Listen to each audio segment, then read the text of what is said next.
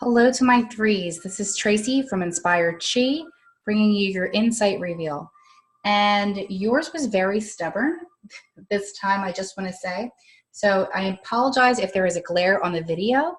I actually recorded all three of the videos last night for this insight reveal, and number three did not upload.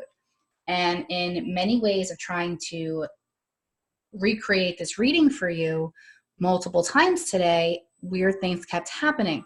So one of the things that's happening right now that isn't necessarily weird, it's just what's happening, is my phone is merging with the new phone.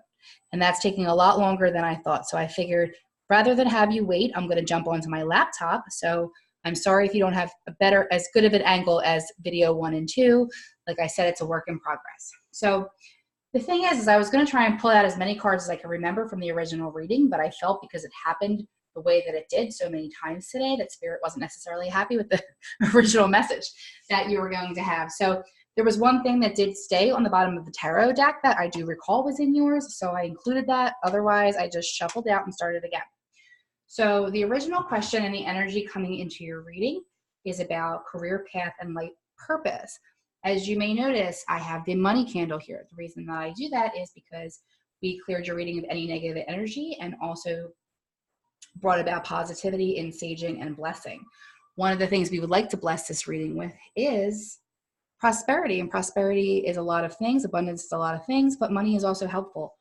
And so many times, because money is our current currency in the way that we operate and what the exchange is right now, you kind of need it. So whatever your path is, I'm hoping that this intention here brings it very fruitful so that you're able to do what your calling is to do without having to worry about those overhead costs like rent and all of the things in life that we sometimes have to worry about so much that it steers us away from our life purpose, our path, our passion. But you will always be back on your path. So pay attention to the synchronicities in this reading. Pay attention to messages and people that you run into over the next couple of days and couple of weeks, whether this resonates with you completely or not at all. So the decks that we're using here is because we always use a tarot. We're doing the Philly Tarot deck. We are in Philadelphia, but this is a pretty fun deck to play with. And because it's a kind of a serious question, I wanted a little bit of gentle light in there. Past lives, to see what is going on maybe from your past. That could be something that you could bring with you. Life purpose, which we just recently used in the full moon readings. And my recently acquired Healing Light Lenormand. So I'm going to apologize ahead of time to those with the traditional Lenormand. I am still learning that process, but I am using like any of my other complementary oracle decks, and that is by image and feeling and meaning. So that's what we have here. So let's start out. The past life card that you came into here is spirituality and religion. And as the very first card that I'm flipping here in this reading, not just from a religious background and order, but a spiritual being, a light for people. So this is something coming in from your past. If you feel a connection to spirituality and religion in any way, you know, those spiritual matters, esoteric matters that you've been studying, there's something definitely from a past life that you brought here with you. Speaking of past lives, that's what we talked about in the Akashic episode. That was on at 7 p.m. tonight. So if you missed that, that will replay. But that's coming into spirituality and religion is a very natural state for you coming in from your past lives. You're going to find a lot of soul growth in there and a lot of satisfaction from something into that alignment. Let's go on here. Crystals. Your connection to crystals and gemstones is a channel for healing energy. And we have an angel here. I know some of our threes already work with crystals, are a little woo in themselves, but if you're not, they have a lot of healing properties. I am not versed as an expert. I do use some in my healing and my readings as they find me, but this is to your life purpose, your career path. It would be helpful with the power of crystals. So the Lenormand, you kind of read in tandem, but the card that I have here is Anchor. So whatever your soul purpose is, your career path, your growth, it would be something of needing to be a very stable person, a very grounded person, a very somebody that you can really count on, that has deep roots, along with the whip. So while there's that longevity and deep roots and being able to count on someone, very dependable energy here, you also have the whip. So that could be a position of authority.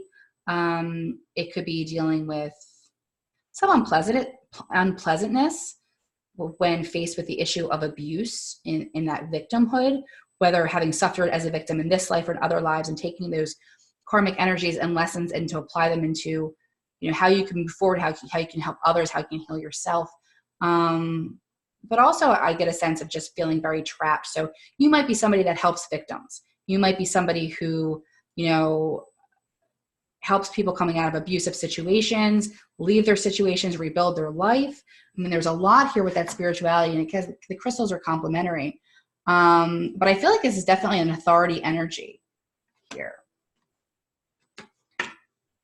So the tarot, so the card that came up twice for you, so you have the Wheel of Fortune, which talks about, a change of luck, but also karmic destiny. The Wheel of Fortune is a major arcana card, so it will have a lot of universal meaning, universal flow. But that's actually, I love that Philly deck. That's Boys to Men, I do believe. But just saying that your destiny is, you're very much in touch with it now.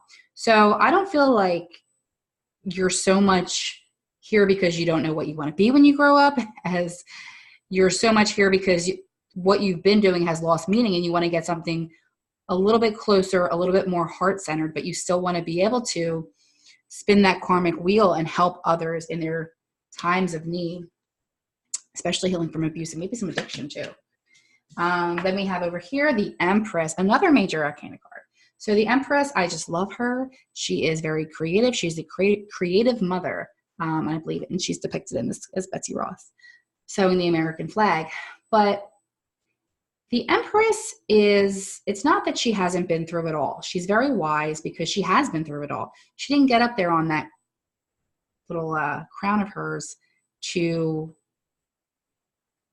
preach or to rule. She just wants to nurture and help people to grow and help people to heal and help people understand. She sits without judgment and she creates and she stirs that creation within others, and it's very helpful. So if you don't know where that's lying for you, maybe this is the career counselor for you, somebody who can look into some of your unique talents, the things that you desire, the personality traits that you have in helping others, because this is the Mother card. Just a couple more cards. I pulled 3 on each of the other readings. I'm going to pull 3 here of the tarot, just see if we can get any more information regarding life purpose, career path. Some of this may resonate for you, some of it may not. Let's see. If you want to book a reading, a more personalized reading that's individual to you on this or any subject, you can head over to www.inspiredsheetradio.com to get more information or to schedule that. And then you see now it's coming back. I feel like you had a lot to do. There was an energy here. Now I'm having a little bit of deja vu about your reading before, which I thought was so weird. I couldn't remember nearly a thing until I saw the Wheel of Fortune and knew that it was one of your cards. But thinking about it now, we did talk a little bit about, and if I do ever find that, I will upload it for you. It just will not do that for whatever reason. It talked a lot about healing, hospice, dealing with people that are in situations of death or situations of transition, unexpected shifts. It was the tower and it was death. It was those were the ones. And as a matter of fact, you know what? One of the cards here was a coffin card.